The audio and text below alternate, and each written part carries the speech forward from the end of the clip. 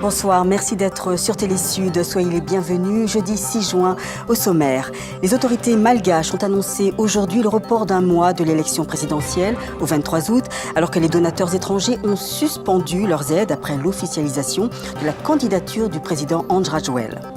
L'armée nigériane a donné sa version des faits à propos de l'offensive qu'elle mène depuis la mi-mai contre Boko Haram. Alors que la secte contrôlait déjà certaines régions reculées, les militaires ont réussi à en déloger les islamistes. L'armée nigériane dit avoir aussi arrêté 49 membres de la secte Boko Haram. Et puis dans cette édition, ce soir, dans notre dossier environnement, nous nous pencherons sur le gaspillage alimentaire et puis dans le monde et la déforestation en République de Congo. Pour en débattre avec nous, nous recevons dans notre studio le ministre congolais Henri Djombo, ministre de l'économie forestière et du développement durable. Et c'est avec le Madagascar que nous ouvrons cette édition, c'est officiel. L'élection présidentielle a été reportée au 23 août par le gouvernement de transition à la place du 24 juillet. La date du second tour, le 25 septembre, n'a pas été modifiée. Ce report serait dû à un réajustement du calendrier pour permettre à la commission électorale de répondre à des contraintes financières et diplomatiques entre les différents partis en course. Mais le flou demeure aujourd'hui sur l'attitude de la communauté internationale qui risque de se retirer du processus. Autre actualité, l'armée nigériane a apporté hier des détails sur son offensive lancée le 15 mai dernier contre les islamistes de Boko Haram dans le nord-est du pays. Les responsables militaires ont affirmé que les insurgés avaient pris le contrôle de régions isolées avant d'en être chassés par les militaires. Précision, Saladin Gakou. Plus de 2 semaines après le début de l'offensive de l'armée nigérienne dans le nord-est contre Boko Haram, l'heure est au bilan. Un bilan qui se veut positif selon un responsable de l'armée nigériane. Ils ont quitté leur quartier général dans le bush et on s'est retiré de la zone. Quand vous irez là-bas, vous verrez quelques objets brûlés, par eux, pas par nous. Ils ne voulaient pas qu'on les découvre et ont dû les détruire avant de partir. Le chef de Boko Haram, Aboubakar Shekau, a repoussé lors d'un récent enregistrement vidéo les affirmations des militaires selon lesquelles leur offensive aurait été couronnée de succès. L'armée a qualifié ces commentaires de propagande. L'offensive gouvernementale concerne 3 États du nord-est du Nigeria où l'état d'urgence a été décrété le 14 mai. Borno, Yobe et Adamawa. Une offensive de l'armée qui réjouit la population. On a retrouvé nos familles et nos épouses, donc on est forcément heureux. Depuis le 13 mars, nous avions quitté nos maisons et nous voici de retour, donc on est très heureux. Du côté de la présidence, on affirme que l'offensive sera poursuivie jusqu'à ce que l'insurrection de Boko Haram se termine. Selon l'ONG Human Rights Watch, les attaques de Boko Haram et la répression de l'insurrection par les forces de sécurité ont fait 3600 morts depuis 2009. Le parti de Laurent Gbagbo, le FPI, Front Populaire Ivoirien, a appelé hier la Cour pénale internationale à prononcer la relaxe pure et simple de l'ex-président ivoirien actuellement en détention à La Haye. Le FPI estime que l'accusation a échoué à apporter des preuves de la culpabilité de Laurent Gbagbo.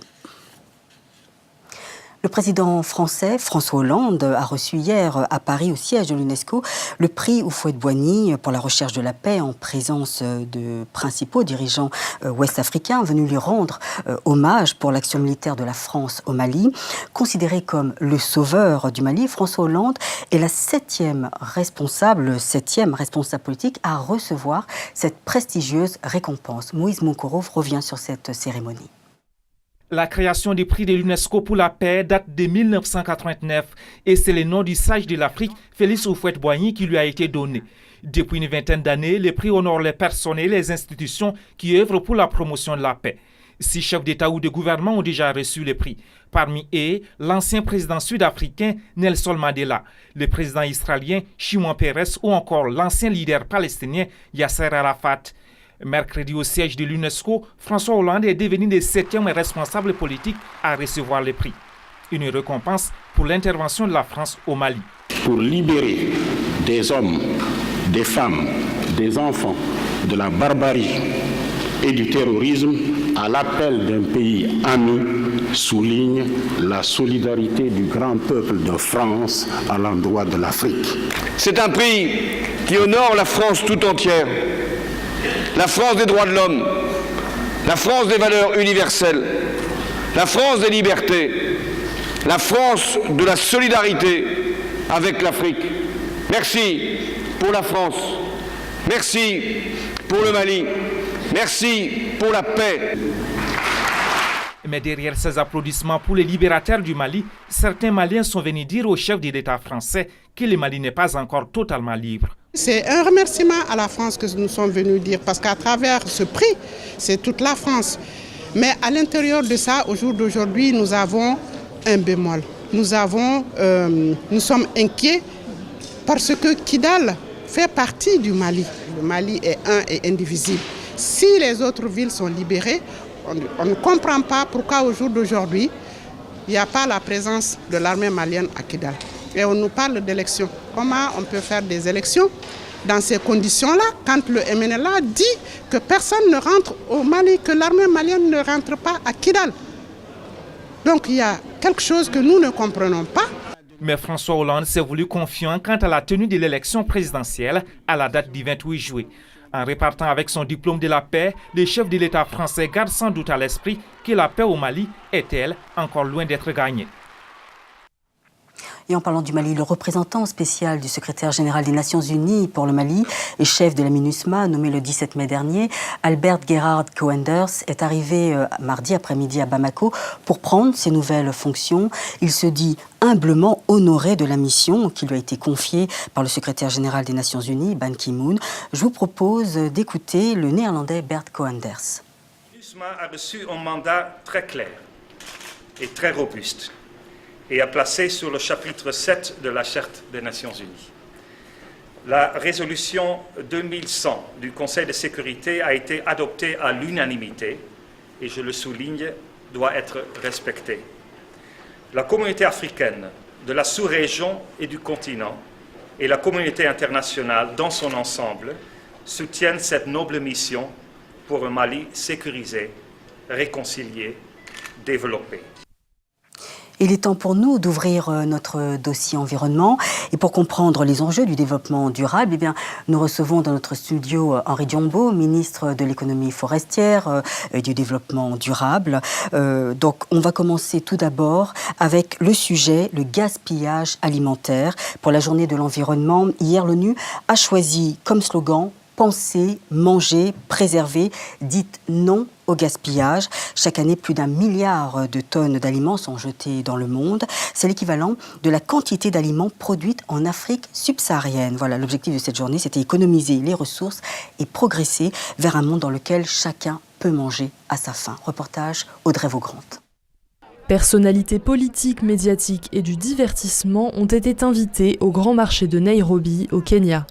Les membres de l'UNEP ont voulu sensibiliser la population à l'occasion de la Journée mondiale de l'environnement.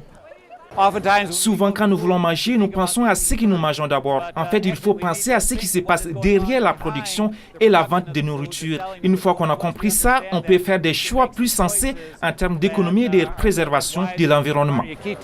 En 2012, les pays riches ont gaspillé autant de nourriture que l'Afrique subsaharienne en a produit. Principale conséquence, une production de gaz à effet de serre élevée, un gâchis de matières premières et une hausse du nombre de déchets dans les pays producteurs. Notre mission ici, c'est de faire comprendre aux gens et surtout aux vendeurs et aux acheteurs l'importance du gaspillage alimentaire et ce qu'ils peuvent faire pour réduire la quantité de pertes. En Afrique, le gros du gaspillage se fait à la base de la chaîne alimentaire. Pour l'ONU, développer une agriculture durable, tenant compte des besoins, est la seule solution à ce gâchis. À travers leur activité, ils sont responsables d'une quantité significative des émissions à venir. Tout dépendra de la façon dont ils gèrent leurs terres. Chaque année, c'est 1/3 des denrées produites qui est jeté, soit 1,3 milliard de tonnes de nourriture, alors que plus d'1 milliard de personnes souffrent de la faim dans le monde. Bonsoir Monsieur le Ministre, Henri Diombo, ministre de l'économie forestière et du développement durable. Alors quelle est votre réaction sur ce que vous venez de voir sur ce gaspillage alimentaire dans le monde ? Les pays qui ont des excédents alimentaires n'apprécient pas la valeur des pertes qu'ils occasionnent en jetant une bonne partie de la nourriture. Mais comme l'a dit le commentateur, dans les pays en développement, une grande partie de la production se perd à travers les mauvaises conditions de conservation. Et les pertes après récolte, par exemple, dans le domaine agricole, sont très élevées. Oui. Et le conditionnement des aliments n'étant pas bien assuré, la dégradation des produits ou de la qualité des produits se réalise dans la chaîne de commercialisation. Et bien sûr, au fur et à mesure, il y a une perte de valeur, de qualité nutritive et nutritionnelle également, ainsi de suite. Monsieur le ministre, les Ateliers de la Terre ont organisé au siège de l'UNESCO, c'est pour cette raison que vous êtes en France, à Paris, la Global Conférence qui vient de s'achever hier d'ailleurs. Alors la question majeure de cette 8e édition est de comprendre comment assurer la transition énergétique, conscient que les changements bien sûr dans ce domaine restent à faire. Alors une des préoccupations reste aussi l'agriculture et surtout l'agroécologie de demain. Alors quelles conclusions en avez-vous tirées de cette 8e édition ? Mais avant tout, il ne s'agit pas que de la transition énergétique. Si on parle de transition énergétique, alors qu'il s'agit de la transition vers l'économie verte, vers le développement durable, vous voyez qu'on n'a abordé qu'une infime partie du sujet. Par contre, sur l'énergie, vous savez que nous ne pouvons pas traiter la question de la même manière entre les pauvres qui n'ont pas accès à l'énergie, oui, et ceux qui en ont abondamment et qui en sont à réfléchir sur l'efficacité énergétique, sur la rationalisation de l'énergie. Vous voyez qu'on ne parlera pas le même langage. Alors pourquoi avoir choisi justement de privilégier l'économie verte alors que vous justement vous proposiez de travailler, de lutter contre la pauvreté? Est-ce que l'économie verte lutte contre la pauvreté? Est-ce qu'il ne vaut même pas mieux se tourner vers l'éducation, le développement des infrastructures, la santé? L'économie verte est une voie qui mène au développement durable parce qu'elle permet de développer des activités économiques à faible émission de carbone ou de gaz à effet de serre en général, permet de réduire la consommation d'énergie, elle permet de développer des filières qui jusque-là étaient cachées, mais des filières qui soient viables. On a parlé de l'économie verte également, comme cette voie d'accélération des pays vers leur développement durable. Donc, il s'agit que chaque pays puisse, sur la base de son potentiel en ressources naturelles, développer toutes les options sur la base de stratégies nationales qui permettent d'assurer l'émergence de cette économie de la croissance verte. Alors, le Congo vit une catastrophe écologique incommensurable. D'ailleurs, vous le dites dans l'une de vos interviews. Vous dites que les voies d'eau qui étaient praticables autrefois, toute l'année, ne le sont plus qu'une partie de l'année aujourd'hui. Alors, quels sont les moyens mis en place par le gouvernement de M. Denis Sassou Nguesso pour que, dans 20 ans, ces voies d'eau restent toujours navigables et surtout des sources d'énergie renouvelables?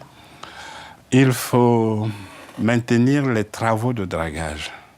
Les campagnes de dragage doivent se poursuivre pour maintenir le niveau du lit et permettre la navigabilité des cours d'eau une grande partie de l'année. C'est aussi parce que ce dragage manque que les voies se sont rétrécies, le lit est monté, il y a un ensablement élevé, et puis du coup, on assiste à cette situation. Mais il faut, je crois qu'il n'y a pas de miracle, simplement accélérer les programmes de dragage des rivières et du fleuve Congo. Le président Denis Sassou Nguesso aussi a lancé le 16 novembre 2011 le programme national de l'afforestation et reboisement. Alors l'objectif, c'est de devenir plus compétitif sur le marché international et que le Congo devienne, comme vous dites, un pays émergent à l'horizon 2025. Alors comment le reboisement peut-il servir au développement économique et social du Congo et puis surtout à la lutte contre la pauvreté? Nous avons près de 10 millions d'hectares de terres de savane, dont une grande partie est impropre à l'agriculture, mais qui peut être valorisés par la plantation d'arbres. Ça s'appelle des arbres d'espèces forestières ou fruitières, mais nous avons là un potentiel en terre qui permettrait, en tout cas avec des plantations forestières, de créer plus de 100 000 emplois. Plus de 100 000 emplois, mais aussi qui permettrait de créer de nouveaux pôles de développement économique, de diversifier l'industrie nationale. Parce que le bois de plantation a des débouchés innombrables sur le plan industriel. Ainsi, nous allons réduire la pression qui s'exerce sur les forêts naturelles. Ainsi, nous allons valoriser des terres qui sont impropres à l'agriculture. Ainsi, nous allons créer des activités rémunératrices, créatrices donc d'emplois pour lutter contre la pauvreté. On est pauvre parce qu'on n'a pas de revenus maîtrisables, parce qu'on n'en a presque peut-être même pas. Mais lorsqu'on vous garantit un emploi, vous avez à partir de ce moment-là un revenu qui vous permet de vivre décemment ou pas, mais au moins vous avez un minimum pour exister. Très bien. Donc, pour lutter contre la pauvreté, la forestation, le reboisement sont des activités extrêmement importantes et on peut développer une gamme d'industries derrière cela, y compris par l'exploitation des produits forestiers non ligneux que l'on peut trouver dans les plantations forestières. Très bien, je vous remercie, Monsieur le Ministre. Monsieur Henri Djombo, donc je rappelle que vous êtes ministre de l'économie forestière et du développement durable au Congo. Merci. Et nous poursuivons avec l'Afrique en bref. Au Niger, 9 évadés et recherchés par la police. En Tunisie, le procès des Femen reporté. Mais avant, en RDC, le M23 prêt à reprendre les négociations à Kampala. L'Afrique en bref, signé Ahmed Parezo, Charles Serrito. La rébellion du M23 active dans l'est de la République démocratique du Congo a annoncé qu'elle enverrait une nouvelle délégation dimanche à Kampala pour reprendre le dialogue de sortie de crise avec le gouvernement congolais. Pour justifier sa décision, Bertrand Bisimwa, président politique du groupe rebelle, affirme que le M23 est en accord avec les Nations Unies qui préconisent une solution politique dans la résolution des causes profondes de la crise à l'est de la République démocratique du Congo. Depuis le 1er juin dernier, la police nigérienne a lancé un avis de recherche contre 9 prisonniers évadés de la prison de Niamey. Parmi eux, un homme de nationalité malienne, décrit comme un terroriste dangereux. Ces hommes s'étaient évadés de la prison civile de Niamey à l'occasion des événements de samedi dernier. Un avis de la police est diffusé sur les télévisions nigériennes. Un tribunal de Tunis a décidé ce jeudi de reporter au 12 juin prochain le procès des 3 militantes fémènes européennes arrêtées pour avoir manifesté seins nus le 29 mai dernier. Les 3 activistes européennes du mouvement féminin restent donc en prison. Leur demande de liberté conditionnelle a été refusée. Voilà, c'est la fin de cette édition. Je vous rappelle la principale information. L'élection présidentielle à Madagascar a été reportée au 23 août par le gouvernement de la transition à la place du 24 juillet. La date du second tour, le 25 septembre, n'a pas été modifiée, mais le flou demeure aujourd'hui sur l'attitude de la communauté internationale qui risque de se retirer du processus. Fin de ce journal, merci de nous avoir suivis. Retrouvons-nous demain à 19h sur Télé Sud pour une nouvelle édition. Bonne soirée, à demain.